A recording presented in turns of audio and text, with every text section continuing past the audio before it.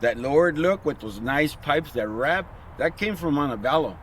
Okay, I'm telling you right now, if Joe Epstein was here, I'd point to him and let you know, because he did it way before I came along. But that's accredited to Montebello. Welcome to Drive Montebello, a series celebrating the people and stories behind Montebello's car culture.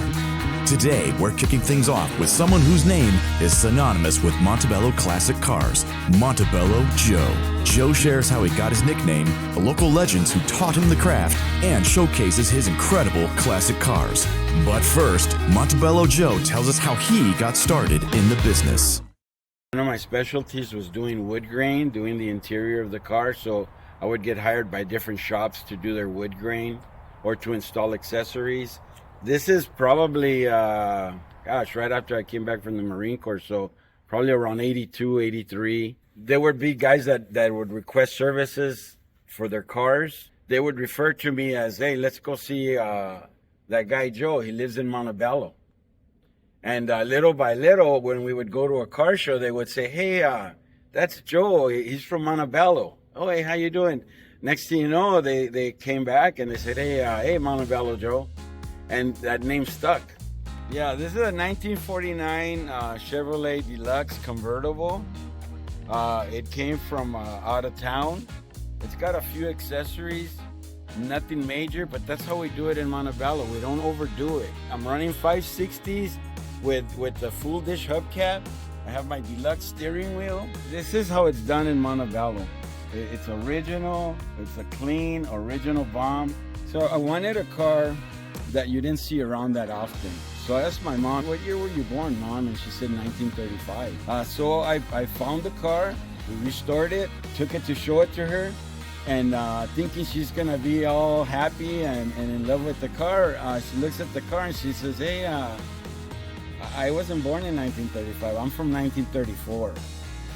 So needless to say, we didn't go look for a 34. I was already in love with this 35. So much so that we even have the plates from the original Ostrom Chevrolet Montebello. Original Chevrolet dealer here on Whittier Boulevard, which is Montebello Chevrolet today. We have big history here. So the guy I'd like to mention is Joe Epstein from Montebello. He's a big name in Montebello, restoring cars, big time. I provided parts for him a few times to restore cars. And I went to car shows with him because he always had top of the line cars, beautiful cars. The other person that I give a lot of thanks to was an older gentleman. His name was Julio Ruelas, and he's credited with the Duke's Car Club. But he schooled me. He showed me a lot of things. I remember being home from the Marine Corps on the weekend and spending that Saturday with Julio at his store. He taught me a lot. A lot of the stuff that I went on to do came from Julio Ruelas. He was an encyclopedia when it comes to old cars. Montebello, it has a lot of car guys and a lot of motorcycle guys. So we thrived here, and the functions are really fun. The car shows at the church, at the school, different things like that, where they have a tendency to generate revenue and help the community. That's a big deal, and it's welcome, and it happens a lot here in Montebello. We have a lot of shows, and we have the park, and the Whittier Boulevard comes right through Montebello, so there's a lot of opportunity to drive your car. Thanks for watching this episode of Drive Montebello. Stay tuned for more episodes because Montebello is a community driven by passion, performance, and pride.